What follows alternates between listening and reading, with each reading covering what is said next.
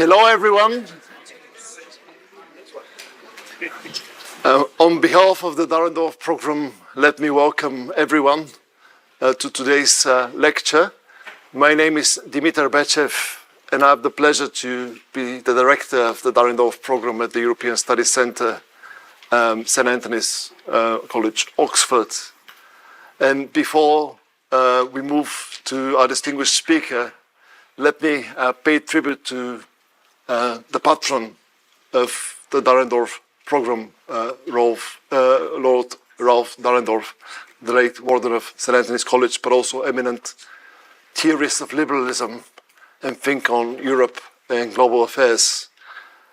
One of his many pertinent thoughts had to do with the nature of politics. So Dahrendorf famously said that the task of politics is not to create a perfect world, but to build and sustain a framework within which imperfect people can live together in freedom. So right now, we can all agree that we do have an imperfect world. The question is whether we have the framework that will enable us to live and coexist together. And potentially it's also not just an imperfect, but more importantly, illiberal world. And this is liberalism with small l. And I think there's no one else better suited to address some of those issues than our speaker today, Robert Kagan. Many of you who go back in time surely remember his seminal essay about paradise and power, and book later on, around the time of what we saw after Iraq as the rift between Europe and America. But right now we are nostalgic for the good old days of George W. Bush. And some of us have come to the stage of being nostalgic also for the first Trump administration. So things have moved on. Bob needs no introduction, therefore. He has written extensively on public affairs. But let me plug in his latest book, which came out last year. It's called Rebellion: How Anti-Liberalism is Tearing America Apart Again. So this is not a novel phenomenon, just to give you some of the flavor of his talk. And this rebellion is not only about domestic politics in the United States, it's also about the world at large, and it's about Europe. And by Europe, the Dahrendorf program also means the United Kingdom. Some of the revolutionaries around Trump see the battle waged also in European politics. We are waking up today to the news of reforms scoring gains in key constituencies and places around Britain, so it's hot off the news. But our brief is first and foremost to discuss America. And the question for me is, what is the relationship between us Europeans and the Americans? Can we speak still of a community? Is America the other? Is Europe coming of age in response to this American turnaround, the revolution that is going on, the rebellion, if you will? But without further ado, let me pass the floor now to Robert Kagan. And I'm very much looking forward. I hope there will be a glimmer of hope towards the end, but I'm not betting on it. Forget that. Goodbye. Thank you. But there we go. We don't do hope in this world of ours. But over to you, Bob. Thank you. Thank you so much. I can't tell you how honored I am to have been invited to give this lecture. It means a great deal to me. I'm particularly honored as an American. I know you've had other Americans give this lecture, but it's very much a European phenomenon, and so I appreciate that. And I also appreciate the fact that you allowed this American to give this lecture, since having made some planetary illusions at one time. that people may not have been too crazy about in Europe. So I'm really very grateful. I hope you won't take this as a sign of ingratitude if I say I wish you'd given me this opportunity in a previous year.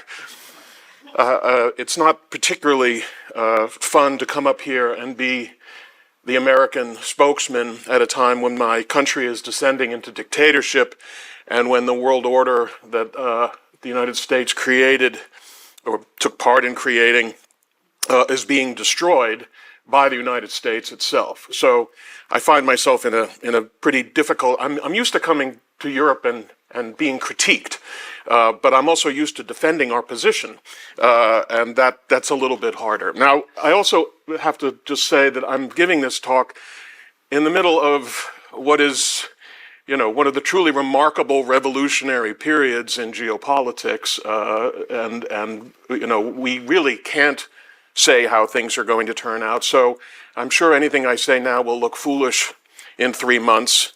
And for some of you may not have to wait that long.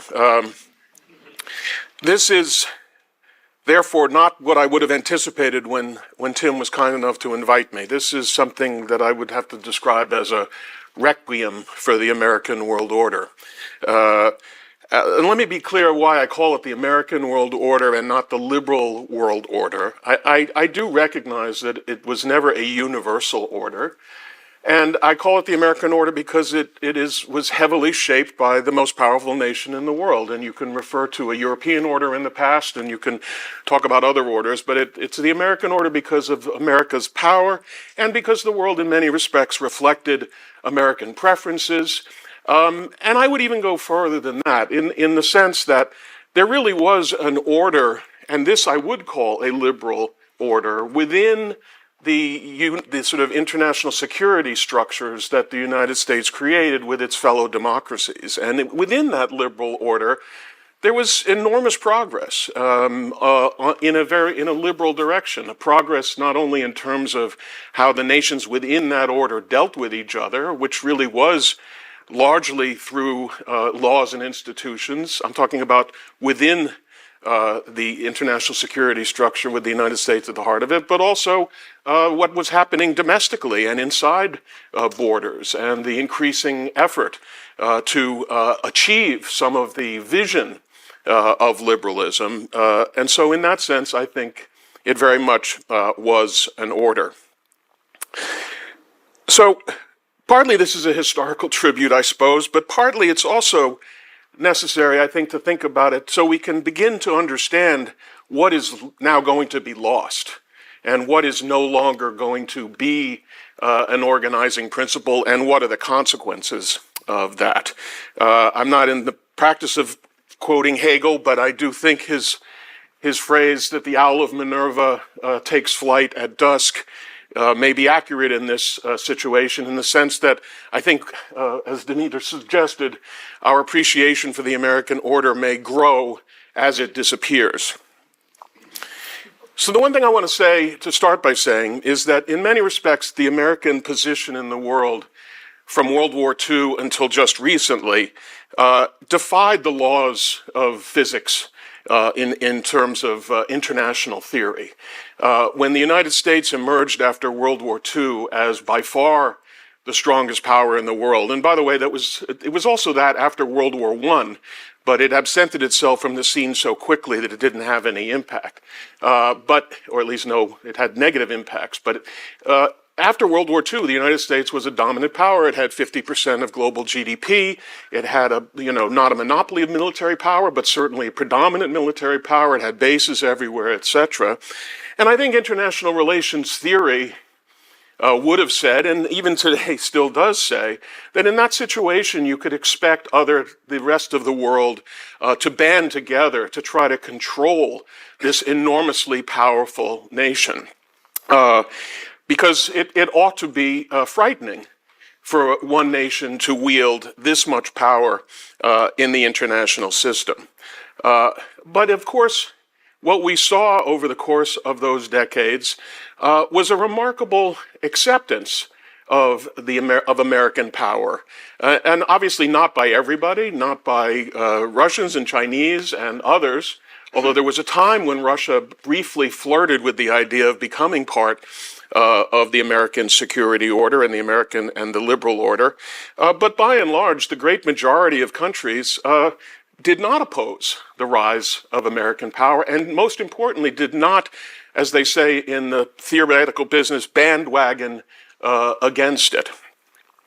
Now, I want to say that this was not because of the striking brilliance of American foreign policy throughout this period. I'm a historian of American foreign policy. I worked in the U.S. government. I worked at the State Department. I know what American policymaking looks like, and no one would confuse it with Bismarckian genius. And it was not because the United States never abused its power, or certainly not because it didn't use military force on many occasions, because of course it did. It was also not because America was never bullying anybody, it never sought economic advantage, etc. It had all those flaws in it. And certainly it was not because the world loved America. Americans are always thinking that there was a time when everybody loved America after Iraq.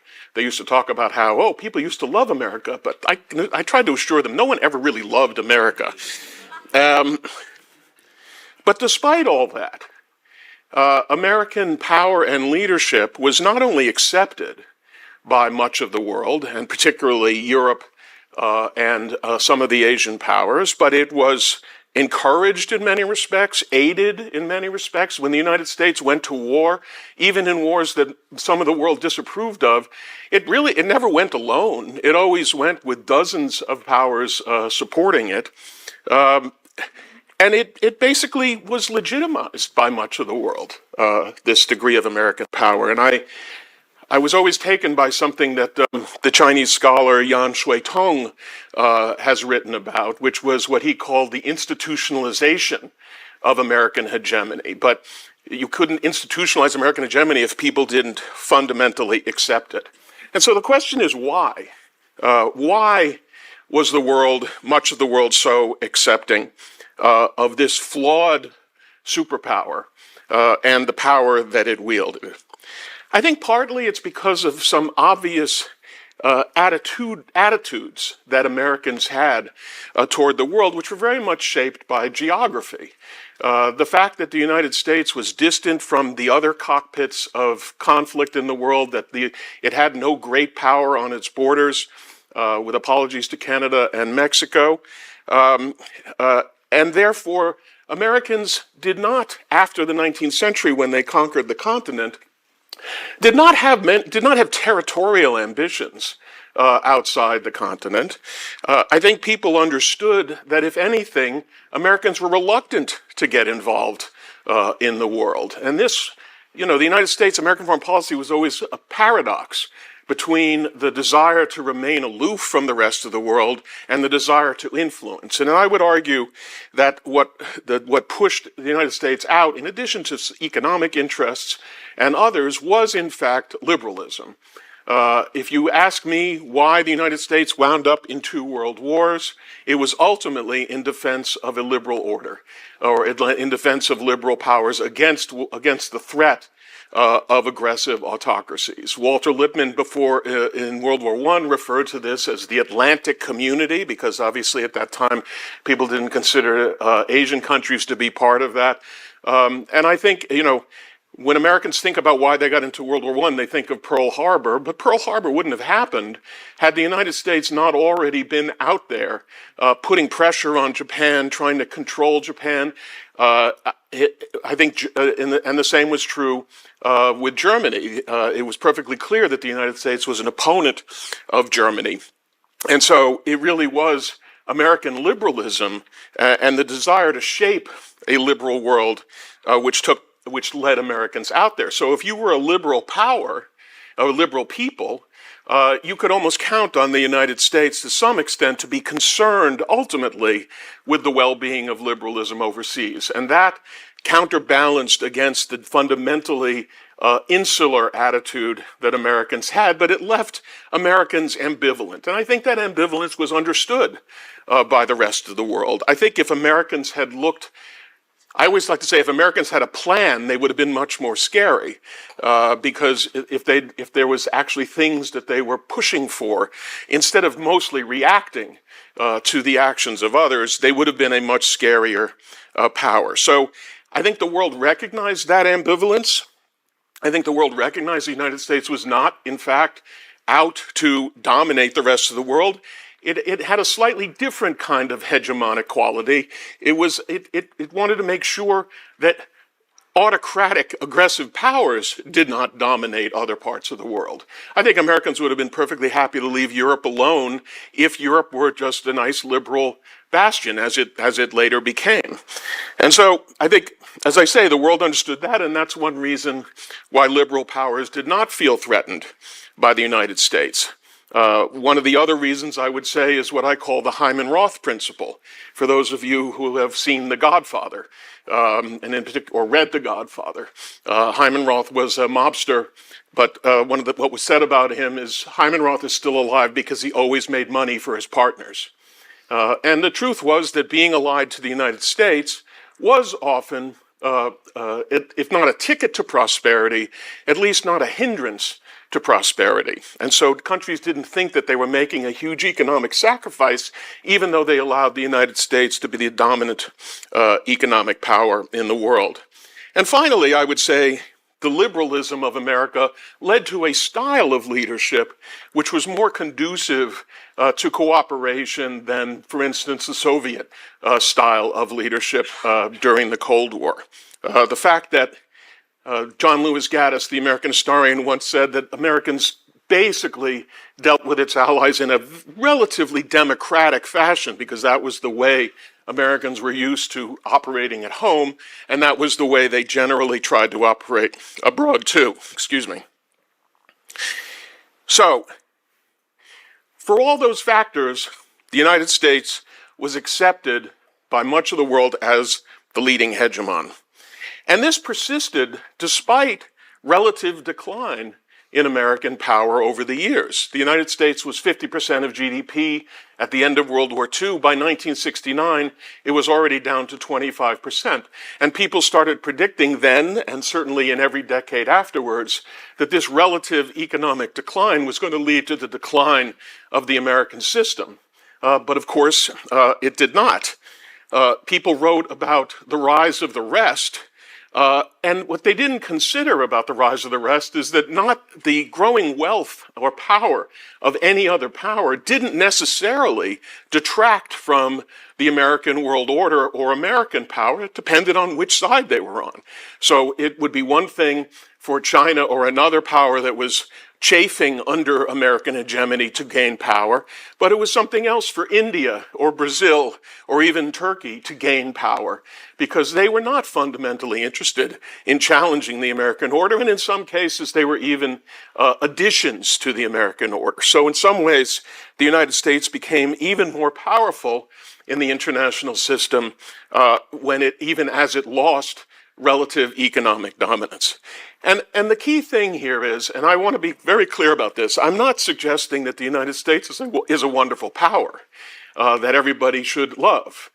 But the nations of the world voted with their feet, so to speak.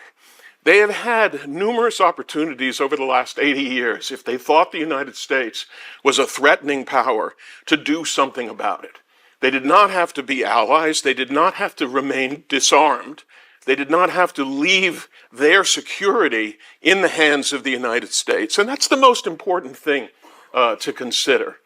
A nation is, if it is anything, is designed to protect its people from overseas attack or of any kind, economic or political or military. The fact that much of the world left itself vulnerable to the United States throughout this period was the clearest sign that for all the hegemony the United States exercised and for all the mistakes that it made, nevertheless, people preferred that. And I guess I would say, at the end of the day, that is what this was about. It was compared to what? The question for people was always, not what's wrong with what the United States is doing, but what is the actual alternative. And for many decades, of course, people were acutely aware of what the actual alternative was because they'd lived through World War II or they'd lived through the Cold War and they'd seen what the alternatives were. If you look, think about the Cold War for a second. The Cold War in some respects is the story of the Soviet Union not being able to hold on to the sphere of interest and control that it won and was granted after World War II. And instead what happened was those countries sought to become part of the American world order. And so the big shift was the attractiveness of the American order versus the unattractiveness of the Soviet Union as a leader. So, this was so successful, this order was so successful, I would argue, that by the 1990s, when the Cold War ended, everyone had forgotten how that order had been created or what sustained it. And we moved into a phase, not unlike the phase that the world moved into in the first decade of the 20th century, right before World War I, where people actually believed, and I would say because it had gone so long under this successful liberal American-led order, people came to believe that this was simply a natural evolution of humanity, that we had moved from one phase of human existence to another. And that is what the end of history argument was about, which, for all the ridicule it took, nevertheless expressed very well what the general view was, certainly among Europeans and many around the world, that human beings had gotten better, that the Enlightenment had succeeded, that human character had changed, that international relations had changed. And you remember the fads that were very popular in the 1990s. The end of the nation state, you'll recall, was a big factor. The movement away from geopolitics to geoeconomics. All of a sudden, it didn't matter what military power was, whether there was military power. And in many ways, the sort of living symbol of this was the European Union. And Europeans, and now we get back to Mars and Venus and Paradise and Power. What was the argument about at that time? As you recall probably, some of you were old enough to recall, in the 1990s, everyone decided that the United States was the problem.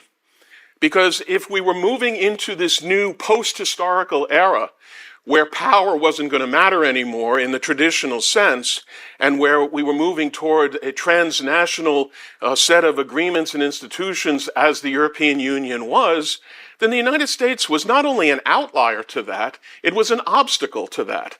And by the way, I want to hasten to say that I wrote that book and I wrote the essay on which it was based before the Iraq War, because this was the prevalent division that existed in the 1990s. Those were the days of the hyperpower, you'll remember. Sam Huntington wrote an article in 1999 called The Lonely Superpower, and he quoted a lot of foreign leaders talking about how hypocritical and annoying and bullying and difficult and hegemonic and evil the United States was. So this was very much a 1990s phenomenon, and I believe it was a consequence of the end of the Cold War and the sense that power of the kind that the United States wielded simply was not only unnecessary, but positively harmful. And we were so optimistic that, many of our friends, John Eikenberry, talked about the transition from the American-dominated liberal order to a liberal order based on international institutions and international agreement. And people talked about multipolarity, especially the French. But it was a particular kind of multipolarity. It was not a conflictual multipolarity. It was just everybody getting together and arriving at reasonably compatible decisions. Now, what happened, unfortunately, is that there was a convergence after the end of the Cold War between this growing attitude in much of the American liberal order, especially in Europe, this attitude that the United States was now an obstacle to the post-historical world that we were moving. There was a synergy between that and American attitudes after the end of the Cold War, that they did not need to be involved in the world anymore, that they had accomplished their mission. And this was largely a great failure of memory and historical understanding on the part of the American people, because the foreign policy, the grand strategy, if you will, that the United States adopted, it adopted in World War II, before they had any idea, really, any serious thought of the Soviet Union emerging as an adversary. The order was created to prevent what had happened in the 1930s, which was why it was based on the idea of free trade, why it was based on the idea of stopping aggression, and why it was based on the idea of political liberalism. Those were thought to be the three factors, the opposite of those, which had led to World War II. But nevertheless, Americans forgot that that was what the case was, to the point where even someone like Jeane Kirkpatrick said, I believe in 1990, that it was time for the United States to go back to being a normal nation again. And the impulse to go back to being a normal nation, which the United States had not been to World War II, was very widespread. Iraq accelerated that trend, but it did not begin that trend. Pat Buchanan and his isolationism was very much a 1990s phenomenon. And so, in a certain sense, the United States, after the end of the Cold War, the American public was increasingly skeptical of making the sacrifices of maintaining this international system. And as in the same way that I think Europeans lost sight of the centrality of the American role to everything that they were seeing that was good about the New World, so Americans also lost sight of what the world looks like when the United States wasn't playing that kind of role. But that was the trend that we were on. And, you know, really it follows a pattern of oscillation in American foreign policy. If you asked me what would you could say is the consistent American foreign policy, I would say it is oscillation. If you begin in 1900, certainly when the United States sort of emerged as a power capable of and interested in playing in the world, there were periods of high involvement and intervention culminating in World War I, followed by a long period of desire to retrench and get out, followed by a period of renewed involvement in World War II. It's like a sine wave throughout history, and you can see that even during the Cold War, periods of high involvement followed by periods of post-Vietnam, etc. They were shorter periods. The oscillations were quicker in the Cold War. But nevertheless, oscillation was the norm, and I think the oscillation was due to the dynamic of the extent of the fact that the United States was so powerful that when it was involved, it was able to bring a general peace, which then led Americans to decide that they weren't needed anymore, which then led to the resurgence of international competition, which got to the point where Americans felt they did have to get involved again. And sort of the lesson of World War II lasted as long as it did, and obviously buttressed by the fear of communism, which was such a dominant factor during the Cold War. It may have been excessive fear of communism, but nevertheless, it did keep the United States engaged. But after the end of the Cold War, the oscillation went back in the other direction.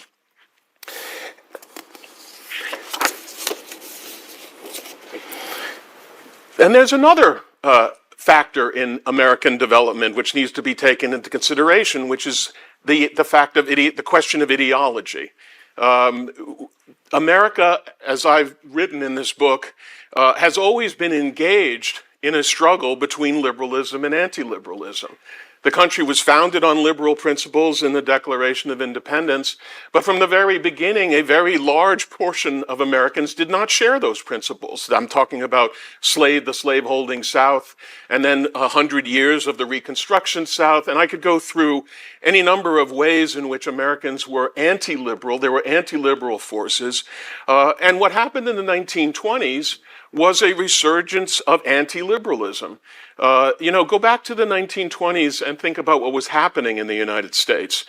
This was a period when the Ku Klux Klan enjoyed an enormous revival. There were millions of members. It was practically accepted as a reasonable civic institution in America. This is the period of the greatest crackdown on immigration that the country had ever undertaken. The United States was born with a free immigrant policy. There was no policy about restricting immigration.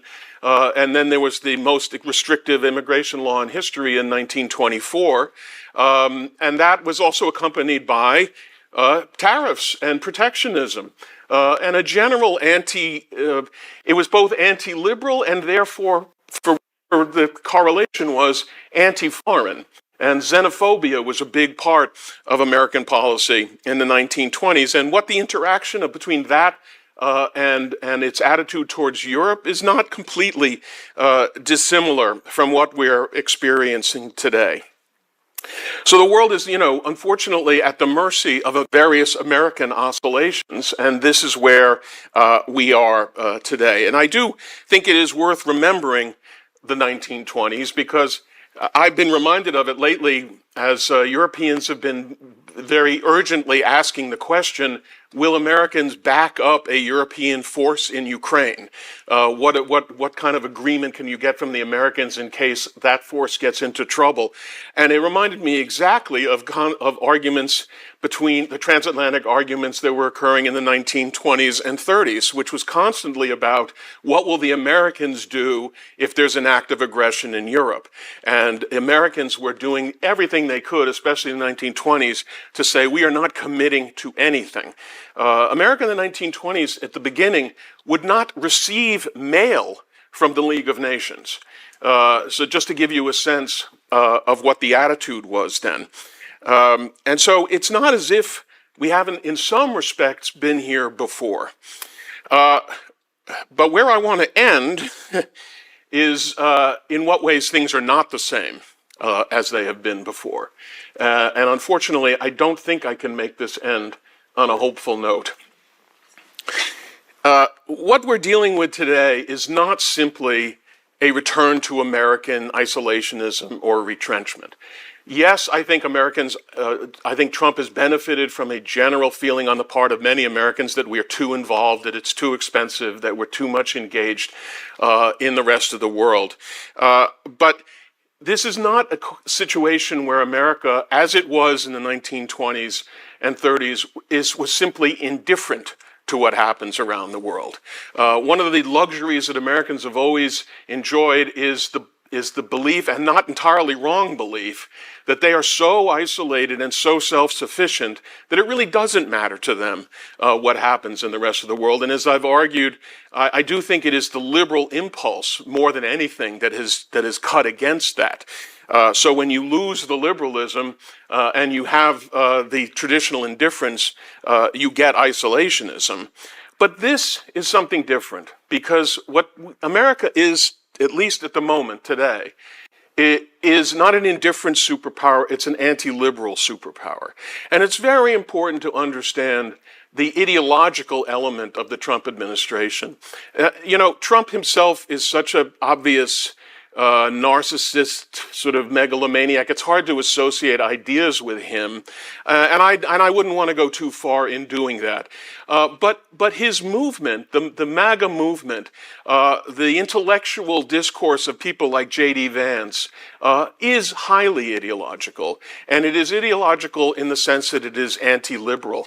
And my book, Rebellion, I trace the origins of this, which, as I say, have been with the United States, have been present. This anti-liberal impulse has been present in the United States from the very beginning, and at various times it has gained ascendancy.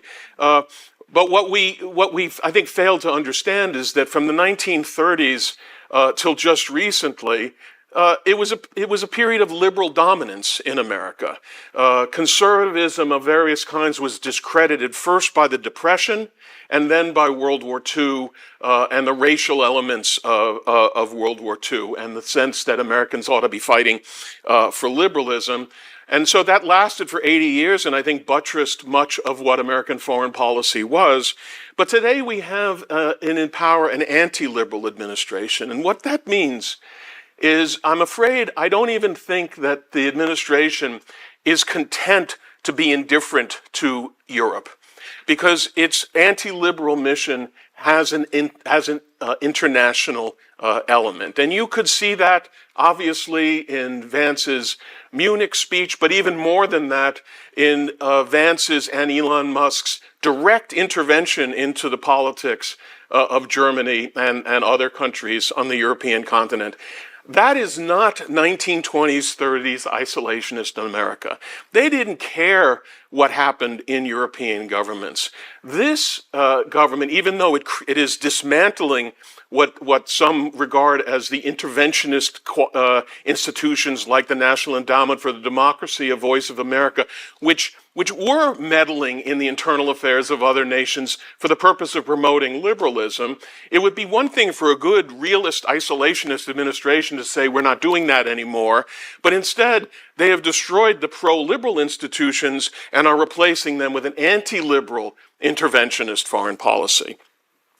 And where this leaves us, and I was in a panel earlier, a discussion earlier today where somebody pointed this out, is that Europe now faces, I would say potentially, but I think it's slightly more than potentially, the prospect of an aggressive, anti-liberal great power to its east in the form of Russia, and an aggressive, anti-liberal superpower to its west in the form of the United States. And it seems to me that that is a very dangerous position for liberal Europe to be in. And of course, Europe, of course, is more than just liberal Europe. It's also anti-liberal Europe. There are anti-liberals in Europe. Those forces can be supported and are being supported now, both by the United States and by Russia. And so that is the predicament that Europe finds itself in. And because the United States has now withdrawn in any meaningful sense, its security guarantee from everyone, and because the United States has adopted this posture, we are in fact moving into a multipolar world. And people have been predicting the turn to multipolarity for a long time, and I have been rejecting it, and I think rightly so. And I think the only thing that could have returned us to multipolarity is the decision by the United States to do what it is doing. And so let us not have the same kind of fantasies about what a multipolar world looks like that we had in the 1990s when all the problems seemed to be taken care of and humanity had moved on to a new stage. In a multipolar world, there is no freedom of the seas. In a multipolar world, there are spheres of influence in which many countries are subservient to the great powers. That's what it means to be a great power in a multipolar world. Much of the agenda of the liberal world order over the past few decades, whether it's climate or economic development or what have you, in a truly multipolar world, go back and look historically and see how many of those kinds of efforts were even contemplated in a genuine multipolar world that existed before World War II. The truth is that in a multipolar world, security is paramount. Everyone is reliant on themselves for security. Everyone is precarious. Everyone is in a precarious position. We're not used to that, at least those of us who've been living in the liberal order. But that is the world that lies ahead of us. And so I don't know if this is a hopeful note, but it is the note I'm going to end on, because I'm here in the UK, I'm here in Europe, and what I would like to say to you is rearm. Europe and the liberal world and the UK now needs to take its own security in its own hands, and the fate of liberalism at this moment at least, and I don't want to get into, I don't know what's going to happen in the United States 2 years, 8 years, or 20 years from now, but I'm not optimistic enough not to tell you that if you want to preserve the liberalism that Europe has reached a kind of pinnacle of, you're unfortunately going to have to live in the world where force matters. And we need to get over the illusions of the post-Cold War period and realize that this is the world that we've moved into. Thank you very much.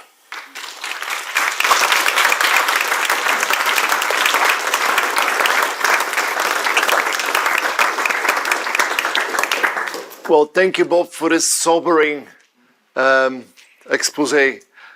There's so much to chew upon. And I was just reminded when you said rearm that there must have been a similar conversation in Brussels when Ursula von der Leyen launched Rearm Europe. And then, of course, there were certain member states who said, no, this is a bad word. And the label we have now is Readiness 2030. Yeah. So rearmament is still not a great word in Brussels, but it might change, who knows. But on a more serious note, just two observations. The first, your very pertinent remark that this is an international wave of illiberalism. To put it in ideological terms, it's not illiberalism in one country. It's the permanent revolution flavor of illiberalism. But to play the devil's advocate, I'm just wondering if that's a utopian project in its own right. We had a great workshop on China-Europe, and one of the themes we played with was the notion of competing anti-liberalisms. The moment you remove the common enemy, you find all those differences. There's the Chinese version, there's the Trumpian version, certainly. Putin might be a fellow traveler, but it's not necessarily the same project. And I should also submit that the Orban style or Meloni style illiberalism might be having a life of its own, not least because if you think about Orban, he's the one who inspires the Americans, but also is very capable of working with China as well, with Russia. And there's an illustrious tradition of anti-Americanism on the right or the far right in Europe as well. So can we talk about this world where actually you have competing nationalisms? I mean, let's use another word, because at the end of the day, all those projects are wedded to the nation state and to the notion of sovereignty and borders. So that's number one. Number two, going back to the world of McKinley or what have you, is it possible at a time when you have an American market, financial markets being so intertwined with the rest of the world, just pulling the drawbridge, that you have functional pressures to manage this interdependence?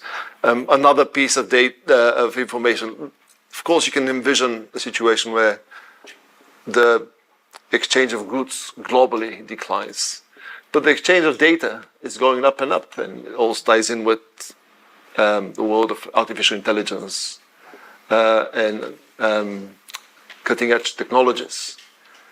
So those illiberals, once they gain power, they have to operate in this environment. And how do they do that? I mean, how does Trump react to the market? How he reacts to new technologies? So that's a challenge they have to respond to, even in a post-liberal world.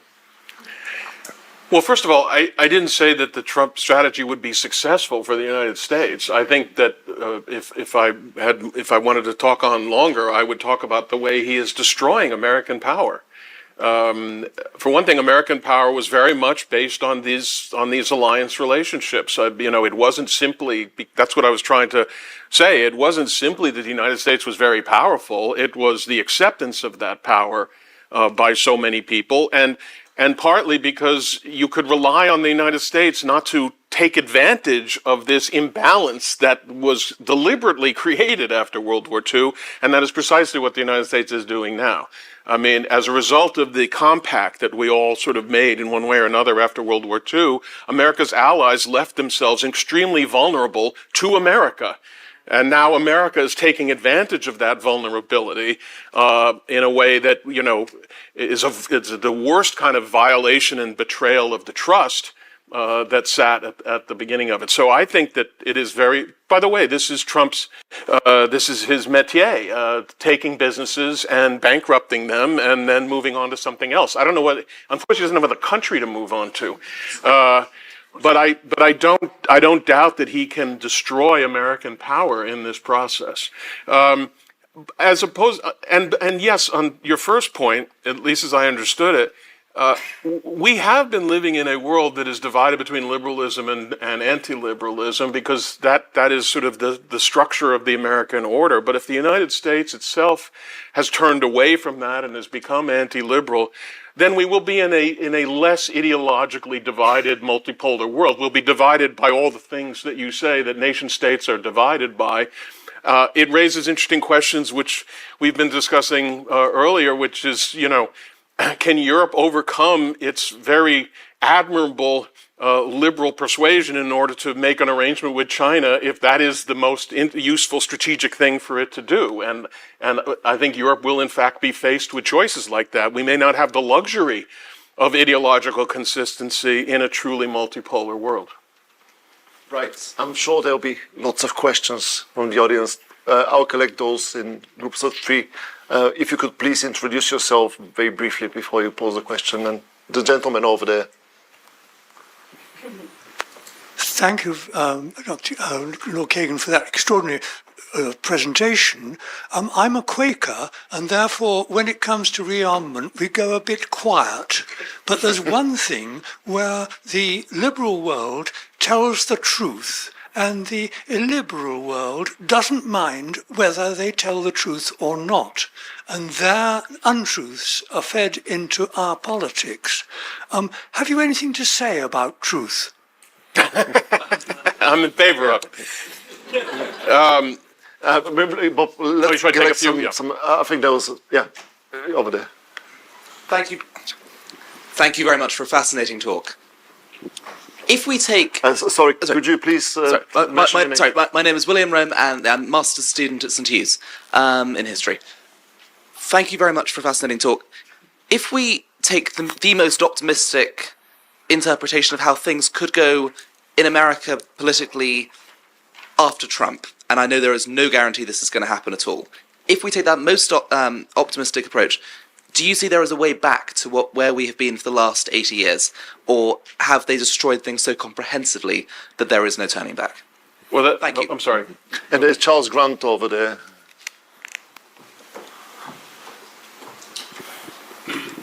Charles Grant, Centre for European Reform. You didn't say a lot about China, Bob, except a little bit at the end. In Brussels now, there are a lot of people saying, let's flirt with China a bit to make the Americans treat us with more respect. Let's kind of get a little bit, and even von der Leyen, who was very tough on China last year, is being a bit softer this year. How do you think Europe should handle China? I mean, I guess it boils down to what kind of anti-liberal country China is. Is it as rather like Trump or perhaps Putin, ideologically opposed to liberalism, in which case it won't want to get too close to the EU, or is it just totally focused on power and real politics, in which case it probably suits China's interest to flirt back with the Europeans to weaken the Atlantic Alliance and weaken America? How should we handle China? Am I ready? Yeah. Okay. Hegemon says that These are all excellent questions. Let me just, I'll start with Charles.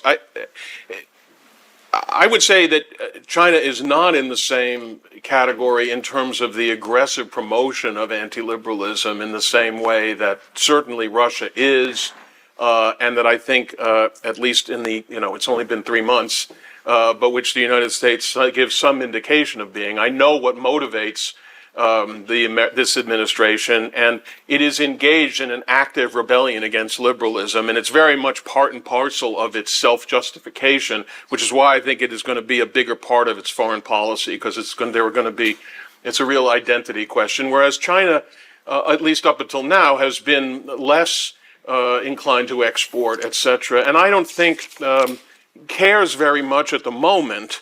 It has its own, as you say, it's got a kind of its own realistic understanding of what's possible. Now, I do want to say that China, like everybody else, has until now been operating in an American-dominated world. And I don't want to predict what a China in a multipolar world in which there will always be ideological competition. Let me just say something about that, by the way. The Westphalian order is a myth. There was never a Westphalian order. Nations have always engaged in first of all, ideologically or it's either ideology or religion, but it's mostly about belief. Beliefs have always shaped both internal and foreign policy, I would argue. Now, sometimes you have to suspend it for certain purposes, but I do think it's a constant. So I would expect in a multipolar world, there will still be ideological conflict, but I think it might take a back seat to the security elements of a multipolar world, in which case I could see China,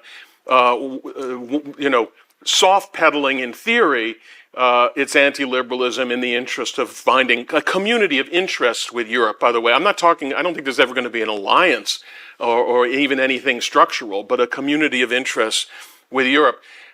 The only question I have is China actually capable of approaching Europe in a way that Europe can find acceptable? I would say China has been pretty ham-handed in its approach, but maybe, but the opportunity for China to step in as the good superpower or the good great power when your choice is Russia or the United States is certainly there. Whether the Chinese are capable sort of constitutionally of seizing that opportunity, I just don't know what the answer is. The other question was, can we come back?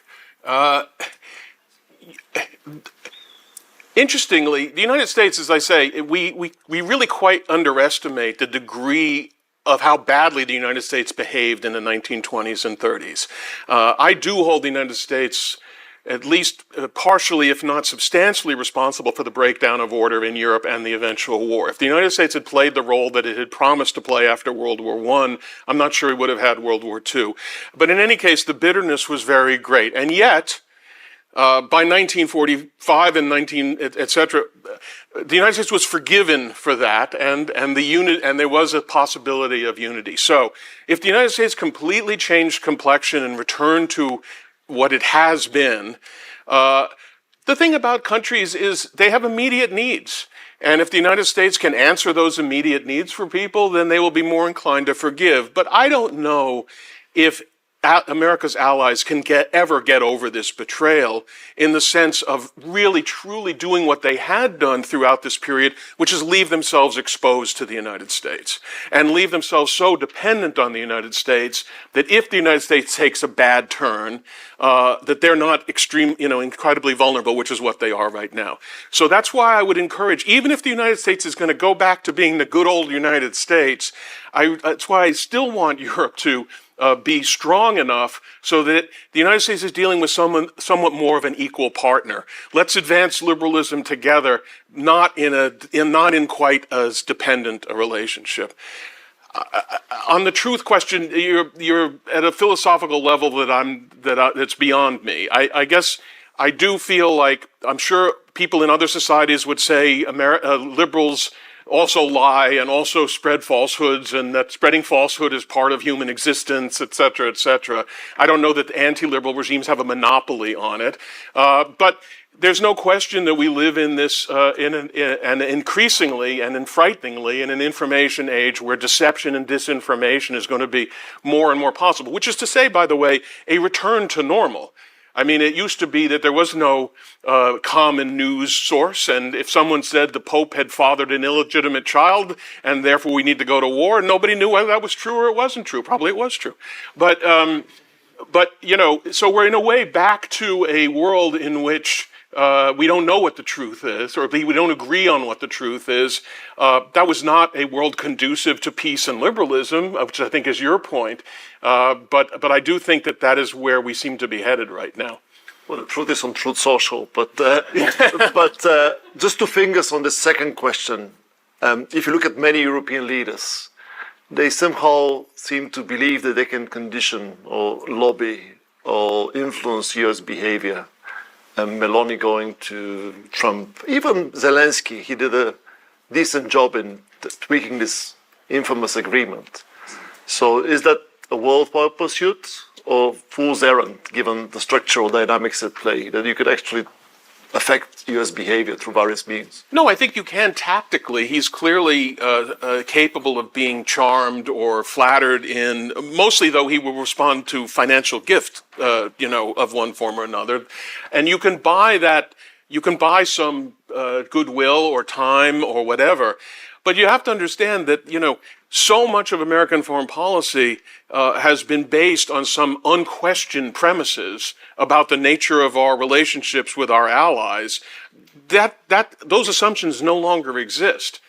So every transaction is a blank slate.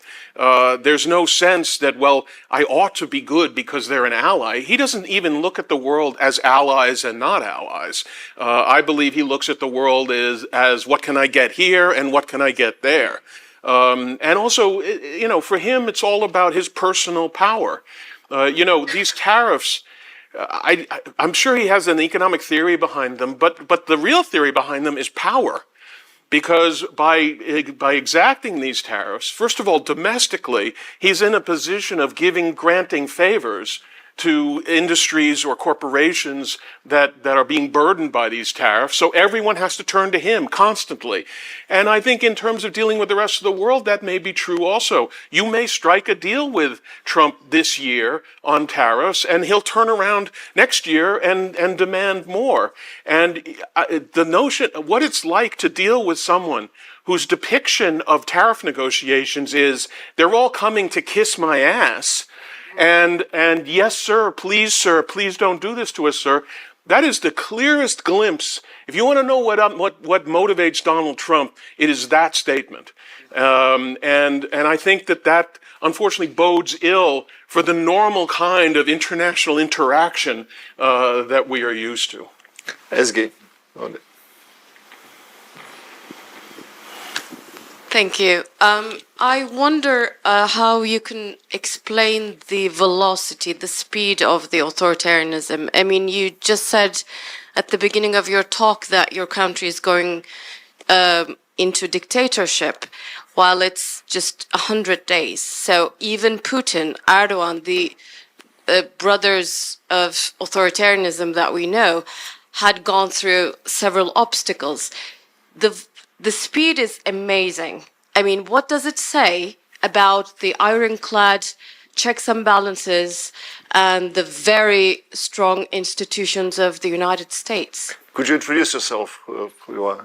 My name is Ezgi Başar, and I'm a scholar of the Middle East politics. Mm-hmm. Well, sorry. I'm sorry. Yeah. There was another question over there.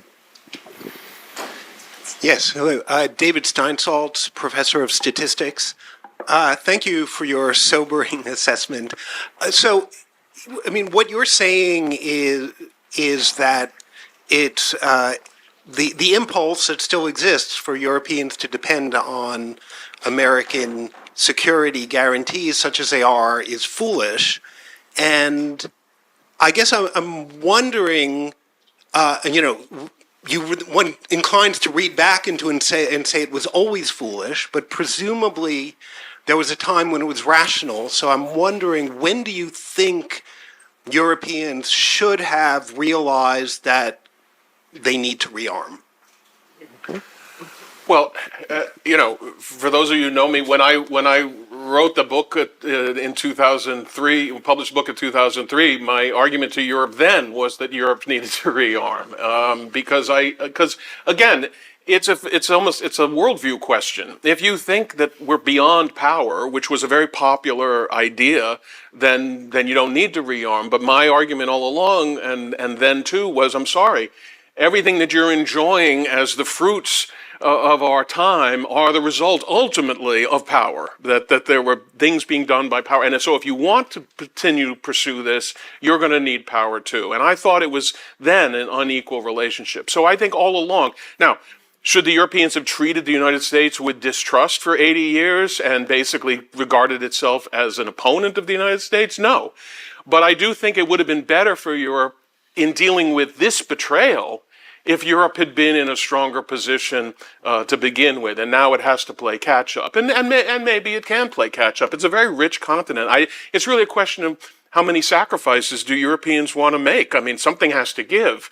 And Europe, as the conservative critics like to say, they've created a very nice life for themselves under the American security umbrella. And there's always been a question: are they willing to sacrifice some elements of that life to create their own security? And that I think is the question. So, but certainly going forward, whatever, I don't want to, I'm not casting blame backwards, because I don't blame them for not anticipating this particular American move.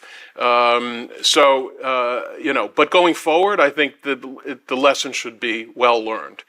On the rapidity of it, yes, of course. I mean, I happen to be in a position of having predicted that this was going to happen. I mean, I wrote this in November of 23, that this is where I thought we were going. So I'm less shocked than some people as to what has happened.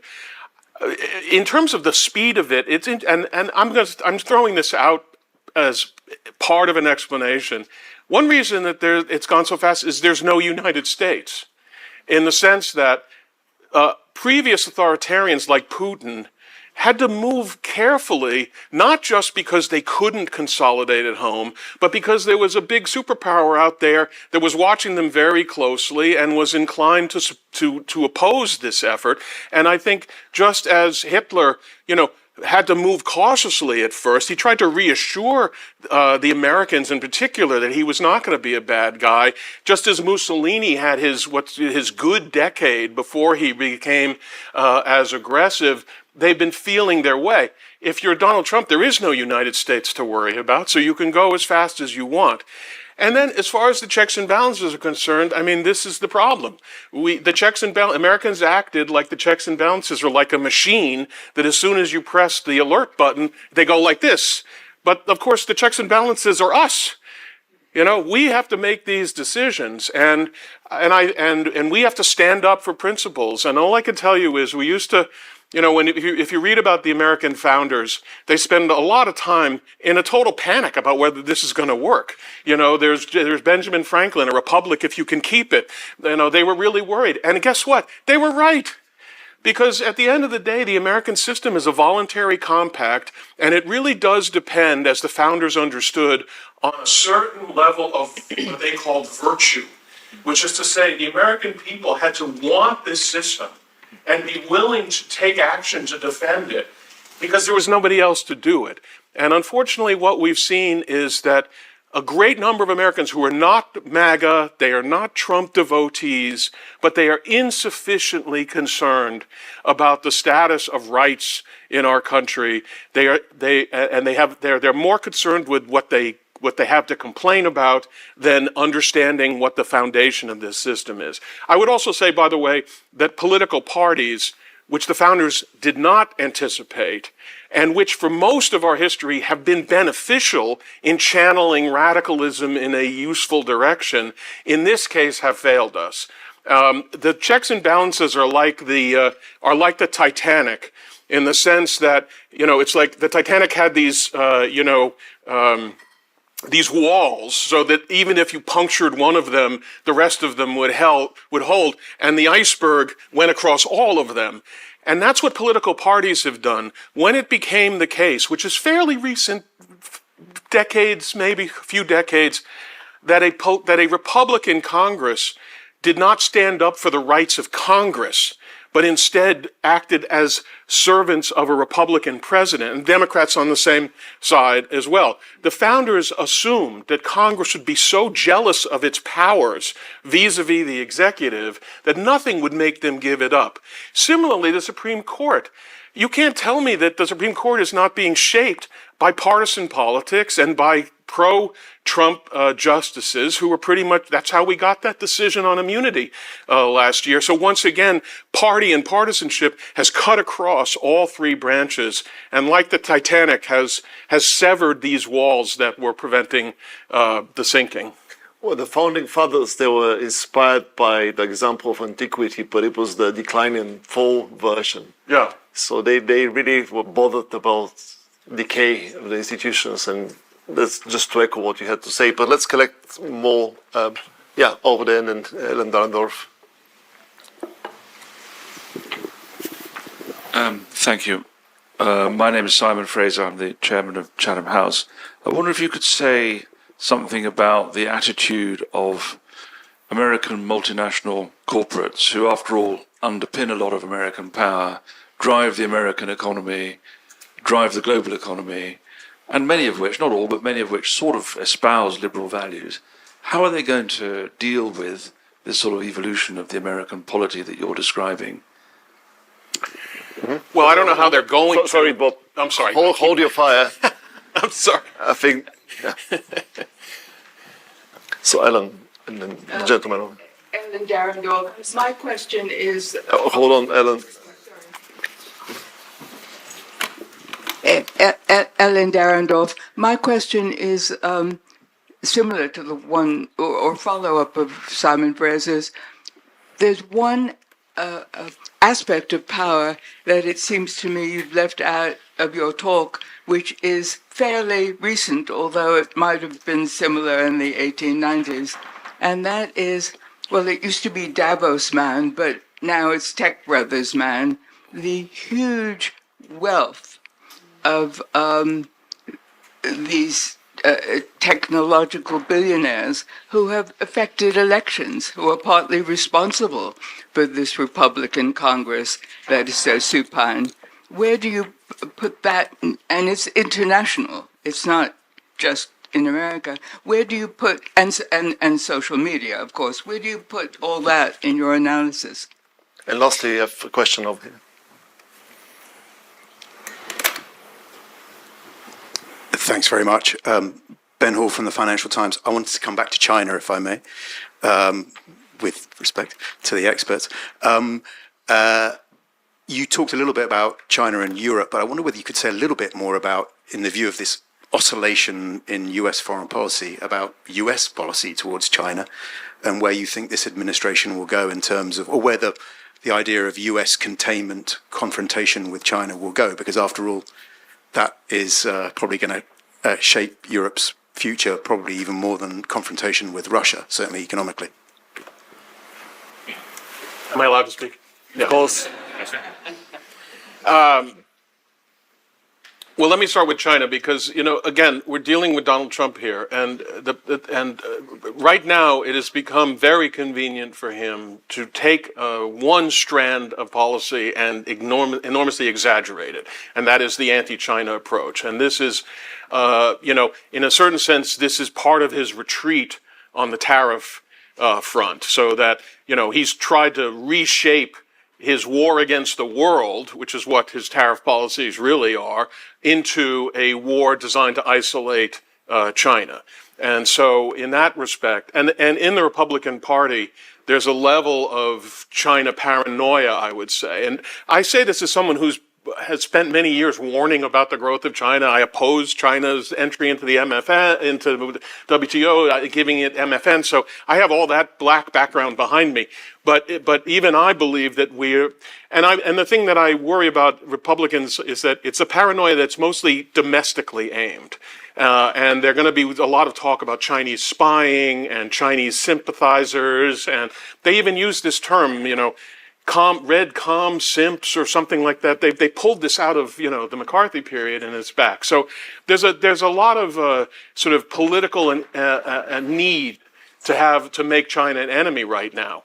However, Trump could turn around tomorrow and cut a trade deal with China, and then all his minions will be all for whatever all that was. So I don't think this is a situation where you can safely predict which way this is going to go. And I don't know, just watching from the outside, I would say the Chinese are predicting that Trump is going to fold because they think they're tougher than we are, and they're right. The funny thing about using tariffs, if you're the United States, is that theoretically the United States has overwhelming leverage over everybody. But in practice, our political system is such that merely by targeting a particular constituency, a particular industry that is meaningful to Donald Trump, it can do tremendous damage. And then we already see him backing off in all kinds of ways because of the effect on domestic industries that ultimately affect voters. So I would be wary of making any sort of broad prediction about the long-term trend. And honestly, this gets to inconsistency at the heart of the Trump administration's foreign policy, because on the one hand, they are sort of isolationist. They don't think we should be involved in the rest of the world. On the other hand, they're allegedly building their entire defense strategy around defending Taiwan. You know, the America First people of the 1930s would have thought that was an absolutely insane thing to even think about. And so, you know, they're an isolationist superpower that likes the superpower part, if you know what I mean. So that's why it would be difficult to be very predictive about where they're going. On the multinational corporations and the tech bros, there are some tech bros, obviously, who have an ideological axe to grind here, like Peter Thiel, etc., and the whole idea that democracy is a hindrance to technological and human development, etc. And I think that is there. But I think that is much more of a fringe in the overall movement. They fund it. They fund J.D. Vance, etc., and that's true. But when you look at corporate titans in general, they're like corporate titans at all times. When the elephants start rumbling, they head for the mouse holes. And the truth is that most, somebody wrote an article in the Times saying if you talk to them privately, most corporate heads don't like Donald Trump. And yet, because he was clearly going to hold all the power, and because they know that he's a vindictive guy who will punish anybody that has crossed him, they immediately began genuflecting. And, you know, the best example of this is Jamie Dimon. You know, Jamie Dimon once called me because I'd been criticizing him along these lines, and he said, "Off the record, I don't like Donald Trump." You know, it's like, you know, first of all, off the record, I'm not. Anyway, but the point is that it's mostly that there's power and there's power, and economic power only in the political system only takes you so far. The truth is that Donald Trump in the United States wields real power. He can't be spooked by Jamie Dimon. He can be spooked by the bond market, which is an impersonal sort of. There's no, you can't negotiate with the bond market in theory, right? But as far as his relationship with these corporate titans, they know who's in charge. In the same way that the corporate titans in Russia also figured out or had it explained to them who was in charge. Right. I think Arthur had a question. And then I'll move here and over there. Thank you. Arthur Anastasakis from the European Studies Center. I just wanted to ask you very quickly your opinion about the Democrats and what kind of opposition is there. What's wrong with them? So there's a question over there. Well, thank you very much. Does that work? Sorry. Yes, thank you very much. Matthias Klaus of the German Embassy, but don't blame anybody else for what I'm saying. In my view, I mean, everybody seems to be pessimistic, but you, I think, in the first half and 2/3 of your talk, you made me very optimistic, and I actually don't share your introductory sort of provocation. Well, that's just a comment. But my question is really, you talked about the liberal order, and the liberal order in an ideal conceptual form of the 1990s, where everything looked perfect. But you yourself have repeatedly questioned the concept of power and, let's say, the power and the newer version in the liberal order, and in fact, what is the foundation of the order? And you didn't use the term, but in international language, we very often use the term rules-based order. And that is the kind of illusion I would have thought so far, in your view, that actually, in fact, the order doesn't keep up itself. So somebody has to keep up the order. And I was wondering if you could comment on this a little bit. What is the liberal order really perfect as we think of it, or doesn't it have to be really changed, improved, because it has shown weak parts, globalization, etc. So I'll take two more questions on this side. Natalie Sabanadze and then Timothy Gartanash. Thank you, Dimo. Natalie Sabanadze, Chatham House. I'm interested in the relationship of different origin anti-liberalisms. So you have coming anti-liberalism from Russia with its traditional values that had quite attraction. and that had served Russia as an important ideological instrument to project influence. And now all these Russia clients, basically in the neighborhood across Europe, are looking at Trump with great excitement. And this kind of blunted Russia's instrument of power projection. So I'm curious how these great powers are going to compete while sharing the belief. And linked to this is the question of contagion. Do you think this trend is contagious, and can Europe survive as a liberal island in this case? Mm-hmm. And then Timothy. Timothy Gartnash, European Studies Centre. Bob, I think I've discovered the great optimism at the end of your talk, because the story you're telling is that we face all around us the forces of anti-liberalism. Anti-liberalism from the East, anti-liberalism from the West, anti-liberalism from the South, from inside and from outside. Well, that assumes that there's still a big major force called liberalism against which everyone unites. In other words, it is the organizing center of the ideological aspects of this dangerous multipolar world. So justify your infectious optimism about the future of liberalism. Well, thank you, Tim. The last two questions are lead in the same direction, so let me do those first. First of all, if you ask me what the origins of anti-liberalism are, it's the human being. And I think that we have, and this was certainly very prevalent in the 1990s, had a teleological understanding of human existence where we're on our way up to liberalism.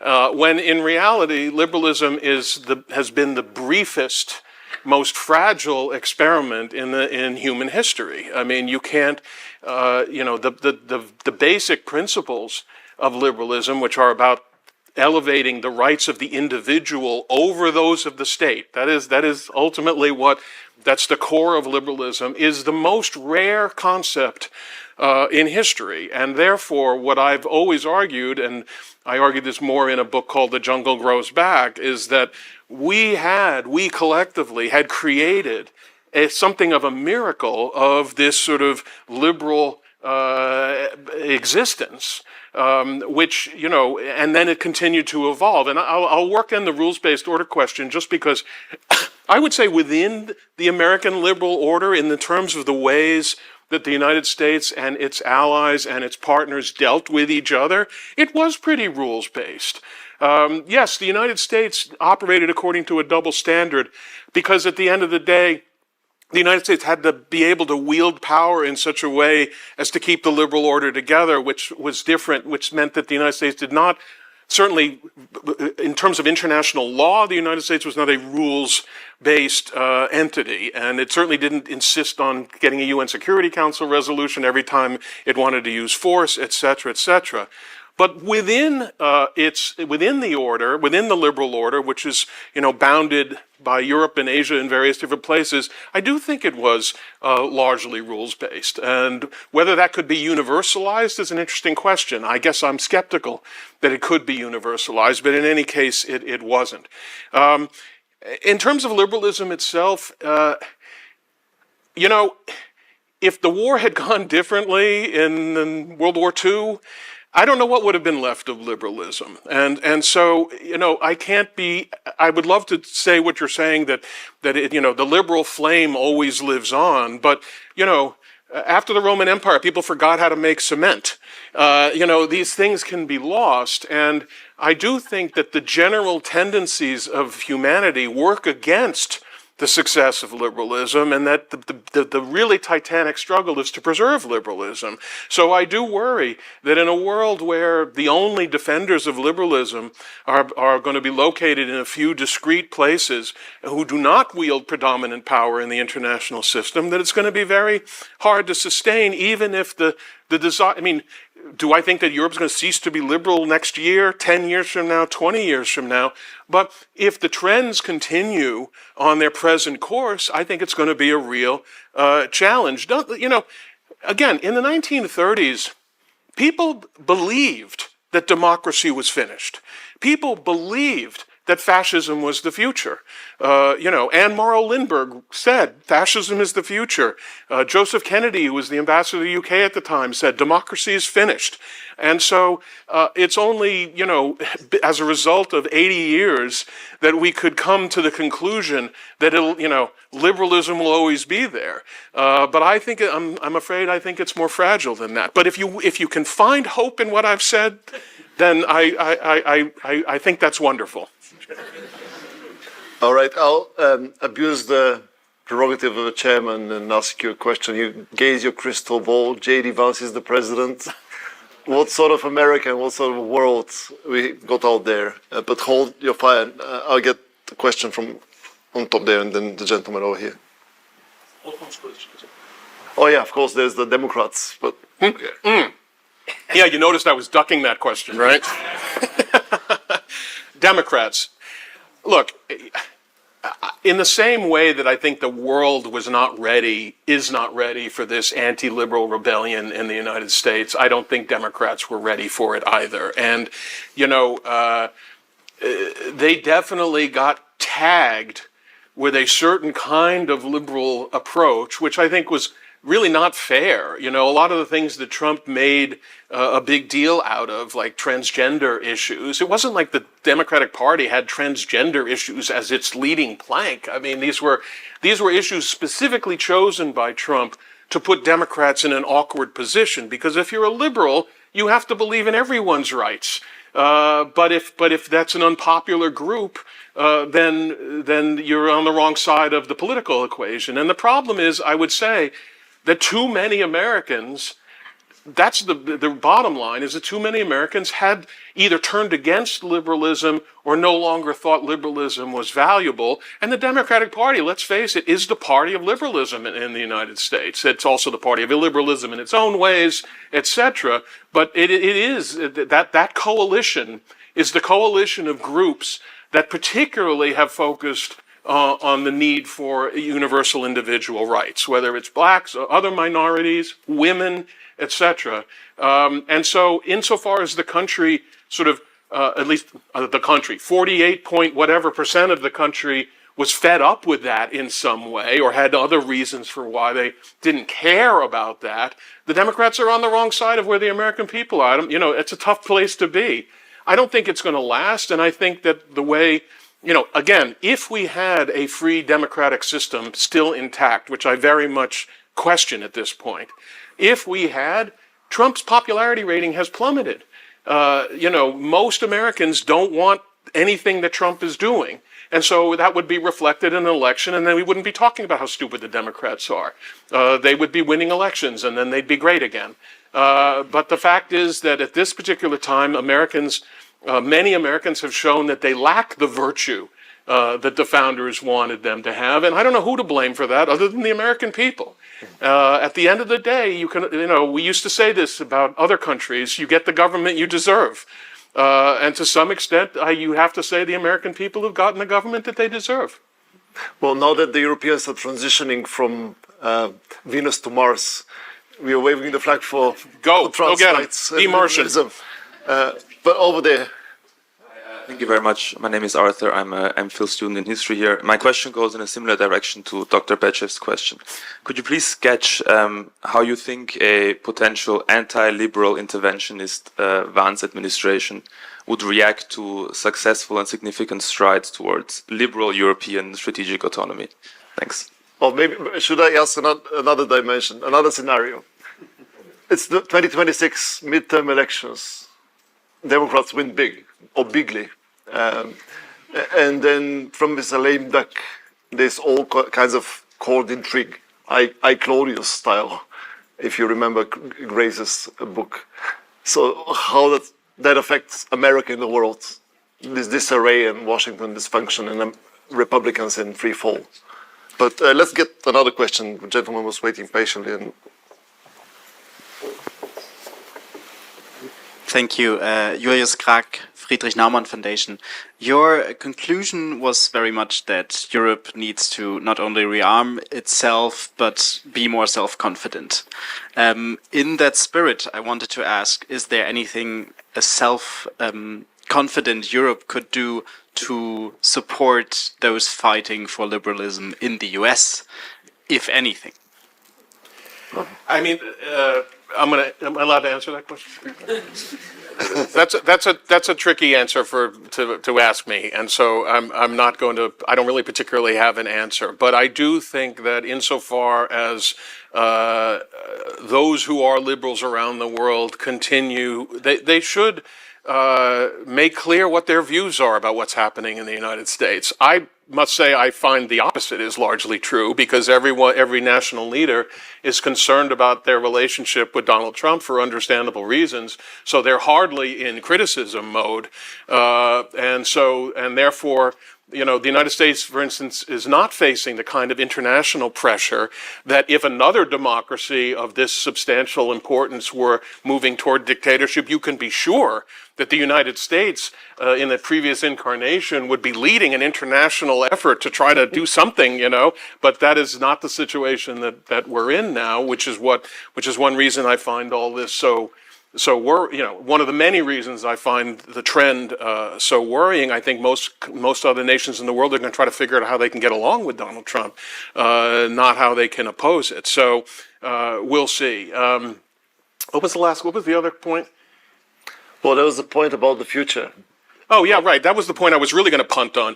Look, I don't know whether a week from now Donald Trump is going to say, I don't care what the Supreme Court says, I'm doing it anyway. I don't know if by the time 2026 rolls around, Congress will have any power at all, so that it won't matter who controls Congress. Congress has already ceded a huge, almost all of its fundamental power. It's ceded the power of the purse to Elon Musk and Russell Vought and the president. And so maybe a Democratic House could restore some of that, but they're going to have to claw it back. And I don't know how successful they can be, because I don't know how far Donald Trump, this is where we all are, I don't know how far Donald Trump is willing to go in terms of overriding the various elements of the system. And so therefore, I can't predict to you what's going to happen in 2026. I don't even know, I couldn't tell you for certain that we're going to have free and fair elections in 2026. I can well imagine a situation where the fact that the administration will be controlling everything, the Federal Elections Commission, all kinds of investigative capabilities, etc. Somebody has to pronounce on the fairness of an election. I don't know what the administration is going to do on that. So you want to talk to me about 2028?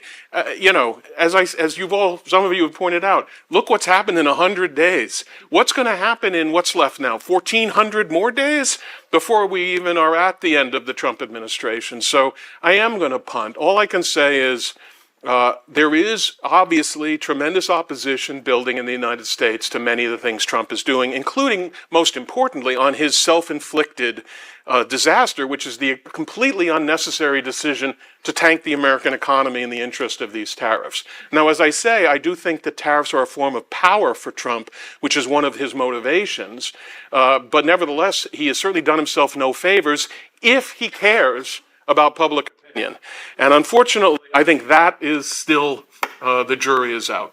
So I have 4 people in the next round. Galip, Dalai, then we have Janke, Stephanie, Flanders. Arsene, did you have a question as well? Okay, so the 4 of you. Well, thank you very much. Galip Dalai, St. Anthony's College and Chatham House. I think Europe is not only have to rearm itself, probably it has to even reinvent itself. Because the 2 foundational assumptions of the European project is no longer there. There is no geopolitical West, because it was it was the US that created the geopolitical West, I mean, post-1945, with NATO particularly, and there is no normative West, now that we are no longer talking about the West of norms and the West of the rules.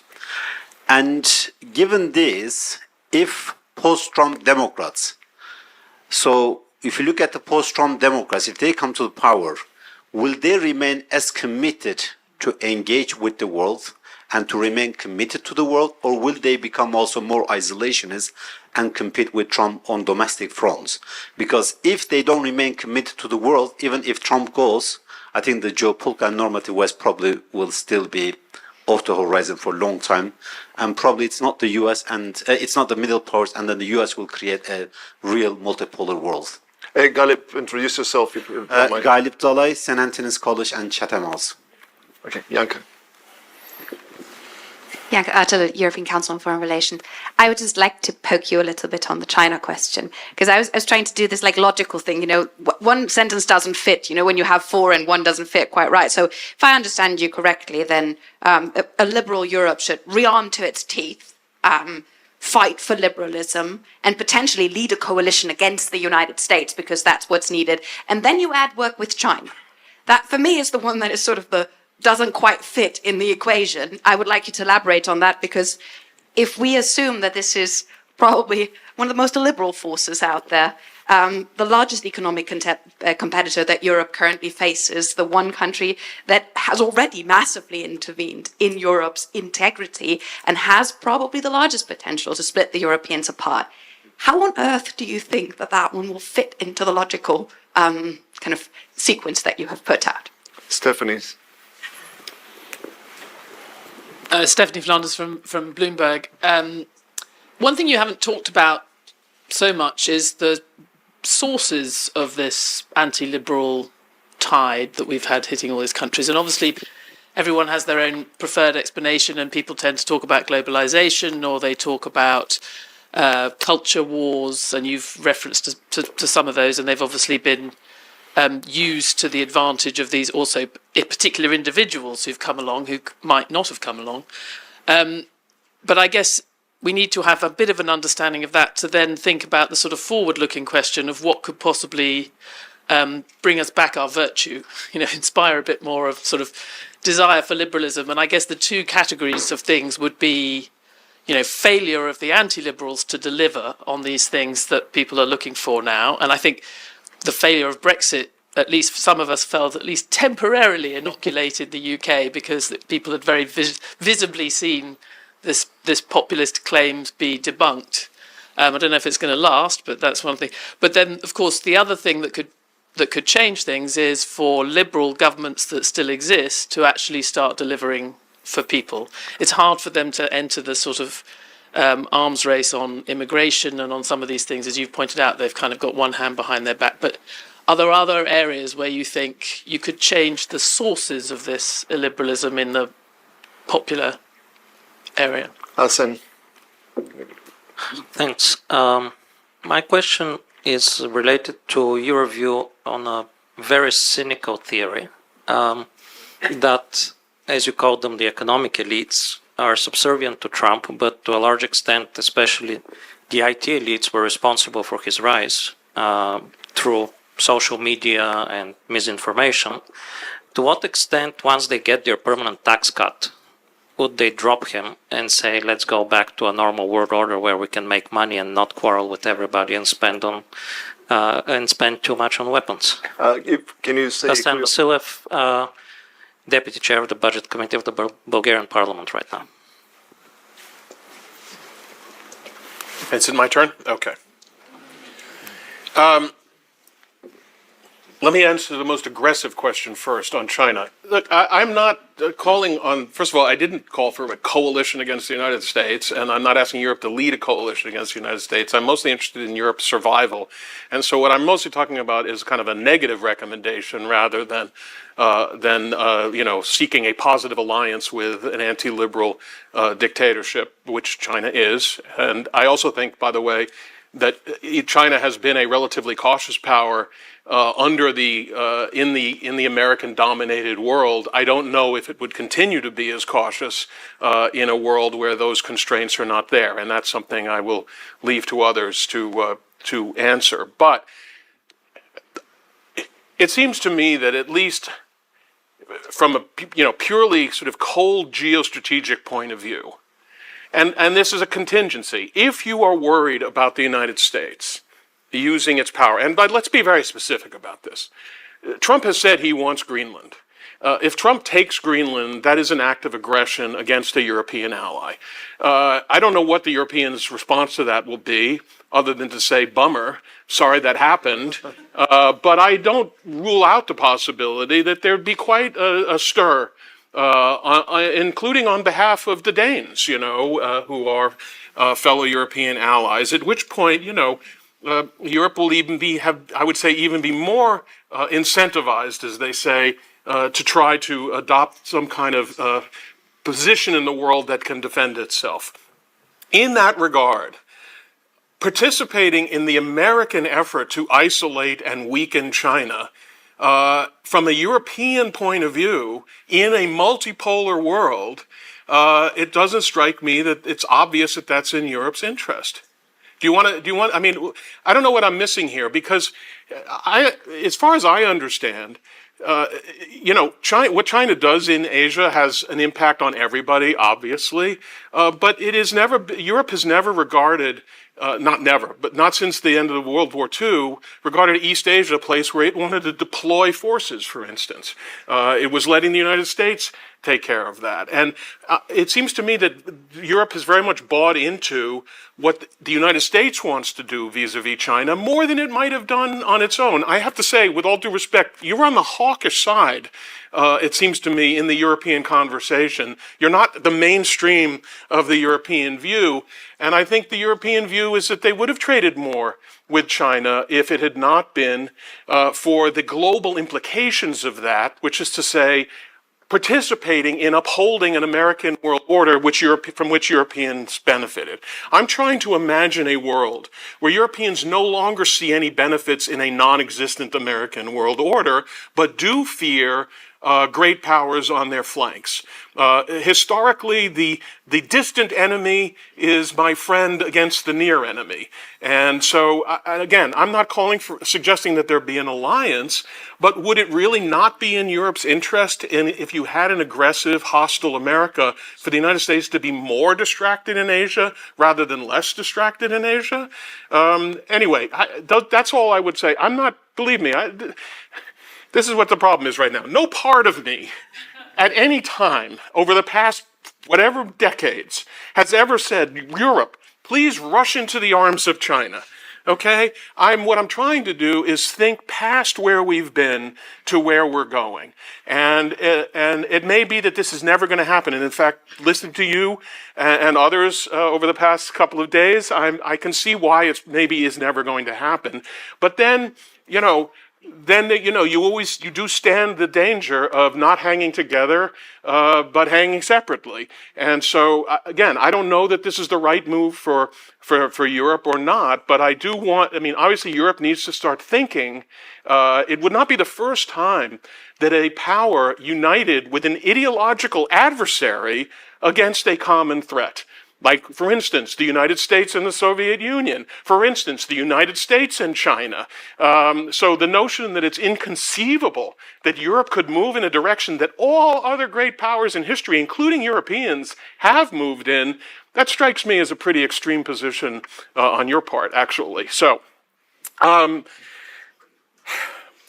the sources of anti-liberalism, I'm sure there has been an economic dimension to the rise of anti-liberalism, but here I feel more comfortable talking about Americans rather than Europeans, because Europe has its own history and its own causes and its own traditions of anti-liberalism.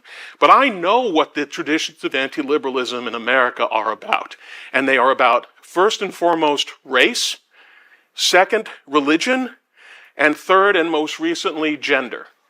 I believe that there's a lot in this election that was a male response to the rise of the rights of women. And, it just so happens, and I don't think this is an accident, comrades, that if you see a white male walking down the street in the United States, you have pretty much a 60 to 70% chance that person voted for Donald Trump. And I know that blacks also voted for Trump more than they used to, but it was still infinitesimal.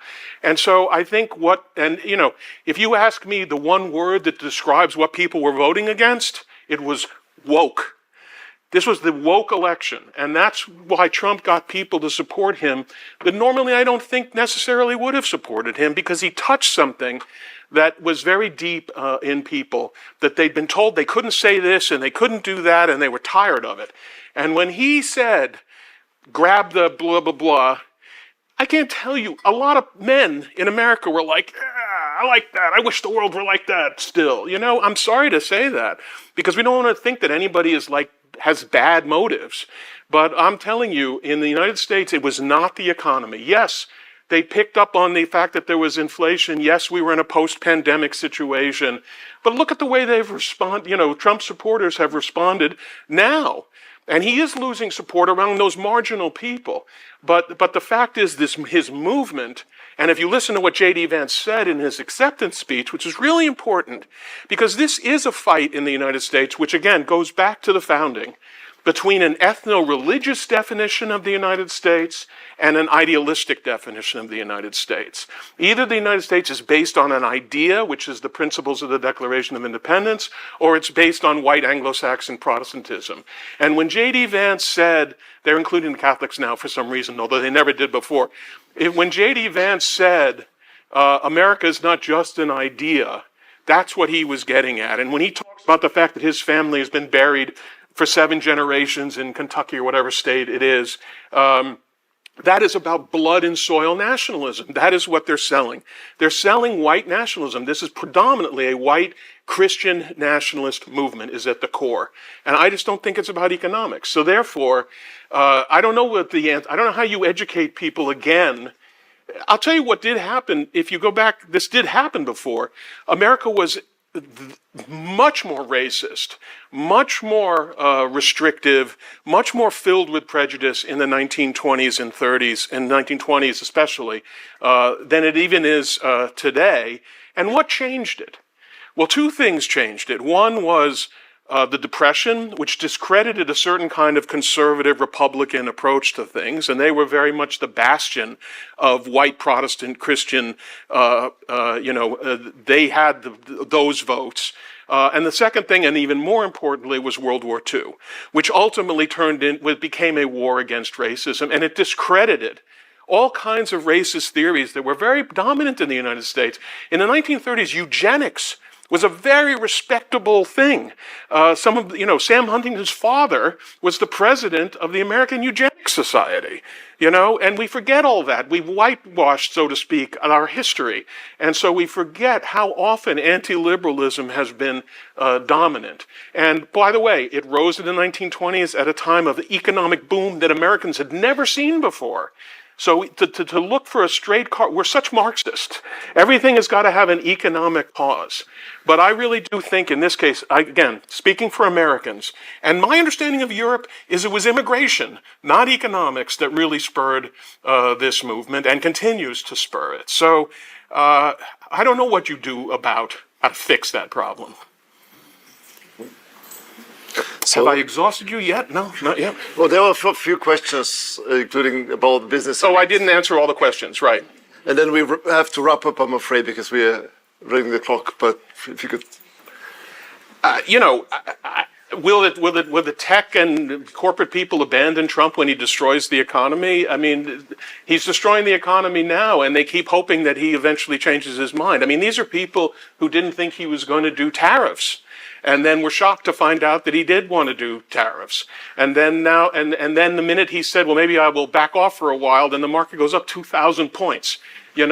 This guy basically is going in a certain direction, and no one wants to admit it. And so I don't know how bad things have to get before corporate titans. Now, they could be out of a job before they figure it out, is the real answer. But I don't trust them. They are not in a position to wield enough power to change the direction of the United States politically, no matter how badly things are going economically.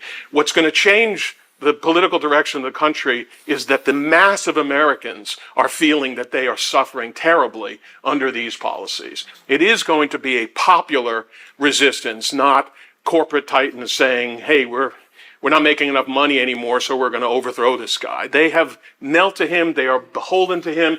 They don't have the courage. They do not act as political figures. They don't act as people who are citizens of the United States. They act as people who are getting paid for making money, and they're going to keep doing it as long as they can.